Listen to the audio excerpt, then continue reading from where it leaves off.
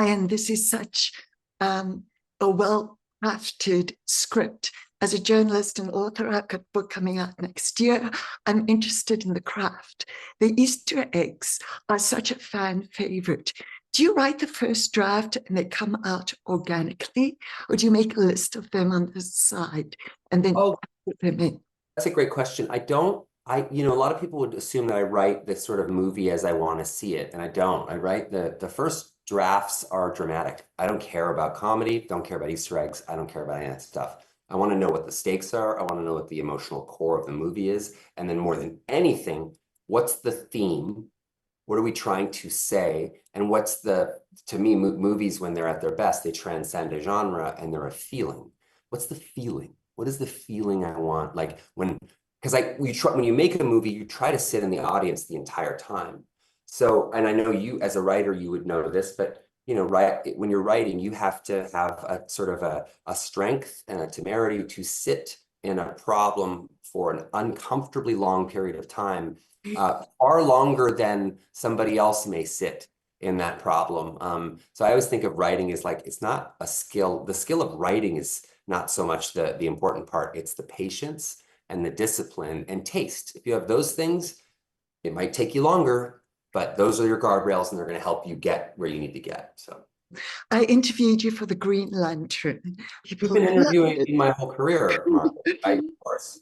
One of the things that is the origin story of Deadpool is that Wade takes an obstacle and makes it into an asset. So I was wondering, and I'm not comparing the obstacles and assets, but if that experience, most actors would have run away from the genre. You leaned into Deadpool and made people love you. So did you carry that vulnerability into the Deadpool character of turning obstacles into strengths, and maybe as inspiration for all of us who struggle to make obstacles? Well, I think the second you start looking at what you want something to be as opposed to what it is, it's the same thing as making a movie, writing a book, which you've done, is that it will, if you sit with it, it will speak to you. Like it'll tell you things. Just because you have a plan or a shot list or a script even on a movie, your movie's yelling at you all the time. So if you listen to the movie, you can really make it a even more profound or more impactful situation. But when you say obstacles, I don't hear obstacles, I hear constraint. And I think constraint is the greatest creative tool ever invented. When you have too much time or too much money, you murder creativity. When you have constraint, you have to think asymmetrically, you have to think responsibly. Green Lantern is a great thing. I'm grateful, I will always be grateful to Green Lantern for this, which is that it changed me in as much as I said, after that experience, I had such a point of view when we were making it, and it wasn't internalized by anybody, because why would it be? I'm just the actor. I'm not a writer or a producer. I have no authorship at all.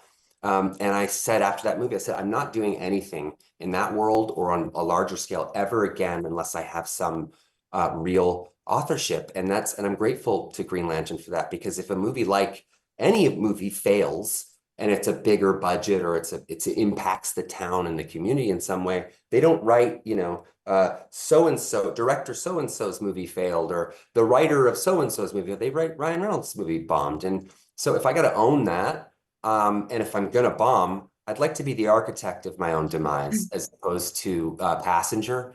I want to be or a client. I want to be there. So that's what it is. And I've produced 5 movies properly: the three Deadpool movies, Free Guy, and The Atom Project.